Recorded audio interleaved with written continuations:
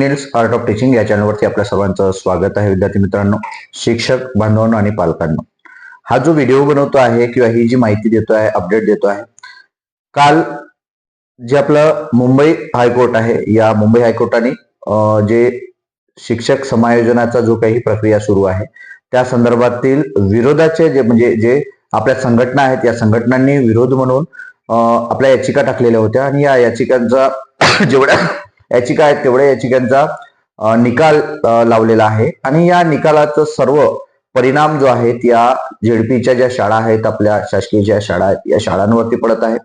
आणि तो असा परिणाम होत आहे, तो म्हणजे कसा, तर शिक्षकांचे जे संख्या आहे ती रिक्त पदांची संख्या ही जास्त होत आहे. म्हणजे रिक्त पद ही जे होत आहे ते समायोजनाच्या याच्यातून कमी होत आहेत. म्हणजे जे भरती व्हायला पाहिजे ती जुन्या पद्धतीने जर झाली असती तर शिक्षकांची पदं खूप जास्त निघाली असती. पण नवीन सुधारित जो काही संच मान्यतेचा GR होता, शासन निर्णय होता, त्याच याने या सर्व गोष्टी होणार आहे. आणि त्याकरिता शासनाने, शिक्षण संचालना विभागाने संपूर्ण जिल्हा परिषदला, COला सर्वांना शिक्षण विभागाला आदेश दिलेले आहे की 5 डिसेंबर पर्यंत आपल्याला समायोजन करायचं आहे. जे अतिरिक्त शिक्षक आहेत त्या अतिरिक्त शिक्षकांचं सर्वांचं समायोजन करायचं आहे. या संदर्भातील हे अपडेट आहे. याचं पुढे काय होणार आहे ते आपल्याला समजून घ्यायचं आहे. तत्पूर्वी आपण माझ्या चॅनलला पहिल्यांदा आले असाल तर माझ्या चॅनलला सबस्क्राईब करा, जेणेकरून येणारं अपडेट जे आहे ते अपडेट आपल्या चॅनलवरती कायमस्वरूपी मिळत जाईल. मग हे जे आहे, यामुळे काय झालेलं आहे की हे जे शिक्षक आहेत हे शिक्षक आता अतिरिक्त होतील, कारण 18,000 पेक्षा जास्त शाळा या 20 पेक्षा कमी पटसंख्या असणाऱ्या ज्या शाळा आहेत, काही शाळा अशा आहेत जी 10 पटसंख्येपेक्षा कमी आहेत. आणि त्यात कंत्राटी GR जो निघलेला आहे किंवा कंत्राटी भरती जी केली जाणार आहे, या कंत्राटी भरतीमध्ये काय नमूद आहे की ज्या शाळेची पटसंख्या ही 10 पेक्षा कमी आहे या ठिकाणी एक कंत्राटी शिक्षक असेल, परमनंट शिक्षक नाही. आणि 20 पेक्षा जास्त असेल किंवा 20 पेक्षा कमी असेल, म्हणजे ज्याची 12 असेल, 15 असेल, 16 असेल, 20 पेक्षा कमी असेल, अशा वेळेला एक शिक्षक तिथं परमनंट दिलं जाणार आहे.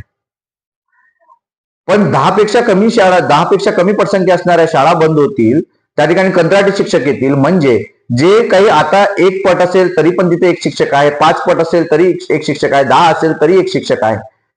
या जागा मात्र रिक्त होतील, अतिरिक्त होतील. त्या ठिकाणी कंत्राटी शिक्षक येईल आणि या शिक्षकाला अतिरिक्त झाल्यानंतर दुसऱ्या ठिकाणी समायोजन त्यांचं केलं जाणार आहे, समावेश केला जाणार आहे इतर याच्यात अतिरिक्त यांचं.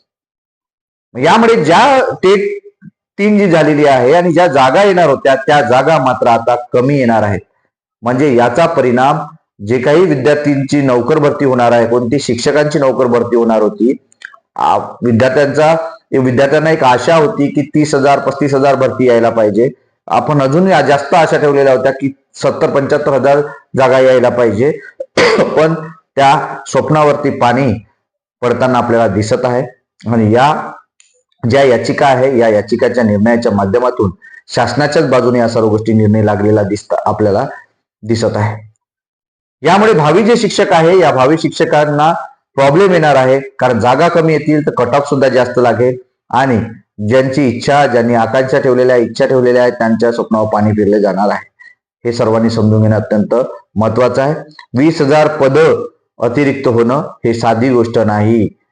20,000 पदांचं समायोजन केलं जाणं, कारण खाजगी शाळांचं मी तुम्हाला सांगतोय, खाजगी शाळांचं विद्यार्थी मित्रांनो, खाजगी शाळा आहेत, 600 पेक्षा जास्त खाजगी शाळा आहेत. मग त्यात 2065 पेक्षा अतिरिक्त शिक्षक आहेत. कोणते? म्हणजे माध्यमिकच्या शाळा सांगतोय तुम्हाला. माध्यमिकच्या शाळांमध्ये जर 2000 पद अतिरिक्त असेल तर मग झेडपीच्या शाळांमध्ये काय स्थिती असेल.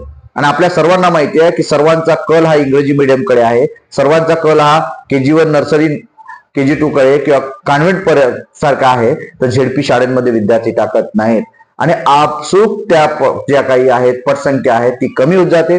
पटसंख्या कमी झाली की शिक्षक संख्या कमी, शिक्षक संख्या कमी झाली तर शिक्षक अतिरिक्त होत आहे, अतिरिक्त झालेले शिक्षक समायोजित होत आहे आणि समायोजित झालेले शिक्षक असल्यामुळं भरती होणार नाही, कारण त्या जागा तिथेच ऍडजस्ट होत आहे. नवीन भरती करून पुन्हा अतिरिक्त करणार आहे का शासन? ह्या सर्व गोष्टींचा आपल्याला विचार करावा लागेल. मग यासाठी शाळेत पटसंख्या वाढवणं अत्यंत गरजेचं आहे. शाळेत पटसंख्या वाढवण्यासाठी शासनाला पुढाकार घ्यावा लागेल.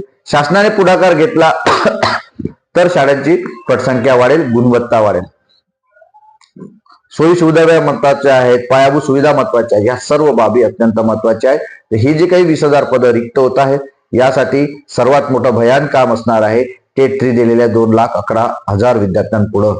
ज्यांना चांगले मार्क्स आहेत, 150+ मार्क्स आहेत, त्यांची या ठिकाणी वर्णी लागेल. अन्यथा 140 पर्यंत हा कट ऑफ येऊ शकते, 135 पर्यंत हा कट ऑफ येऊ शकते. विद्यार्थी मित्रांनो, त्याच्या खाली कट ऑफ येणार नाही जागा जर कमी आल्या तर. हे सर्वांनी समजून घेणं अत्यंत गरजेचं आहे. त्यासाठीच हा व्हिडिओ बनवलेला आहे. आपल्याला हे अपडेट कसं वाटलं हे नक्की कमेंट बॉक्समध्ये कळवा आणि अशाच अपडेट करता माझ्या चॅनलला सुद्धा सबस्क्राईब करा. आणि खाली जे दिलेली लिंक आहे डिस्क्रिप्शन बॉक्सची, त्या डिस्क्रिप्शन बॉक्सच्या लिंक मध्ये टेलिग्राम आणि व्हॉट्सअपचा ग्रुप आहे, त्यावरती जॉईन व्हा, जेणेकरून आपल्याला कायमस्वरूपी अपडेट आपण या चॅनलवरती देत असू. विद्यार्थी मित्रांनो, धन्यवाद.